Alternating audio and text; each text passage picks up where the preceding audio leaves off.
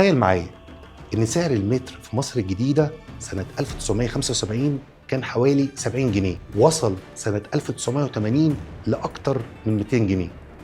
وابتدت تظهر تجمعات عشوائية حوالين القاهرة زي عزبة الهجانة، والحكومة ساعتها اتدخلت وأصدرت سنة 1978 أول قانون لإنشاء المدن الجديدة، وعملوا مدينة 15 مايو كمحاولة منهم لإنقاذ الوضع. في عهد السادات كانت بداية دخول العقارات كمجال استثماري مفتوح، لكن برضه كانت بداية الأزمات اللي عايشين تأثيرها لحد النهاردة. فوضى العشوائيات، أزمة الإسكان، الفجوة السعرية الكبيرة بين العرض والطلب. تفتكر لو الانفتاح كان مخطط له بشكل أفضل كانت خريطة مصر هتبقى عاملة إزاي النهاردة؟ مستني رأيك واستناني الفيديو اللي جاي لما نحكي عن بداية عصر مبارك وعصر الإيجار الرخيص اللي خلى جيل كامل مش شايل هم السنة.